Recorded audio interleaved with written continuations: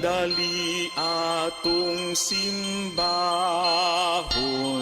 dali atong simbahon, simbahon ka si Kristo ang Ginoo.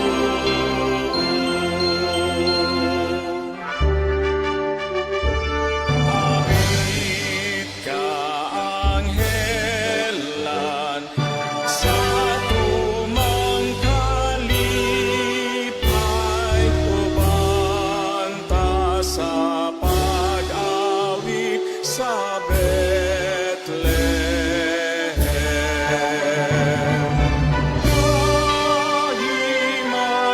Kahimayaan sa atong Ginoo, dali atong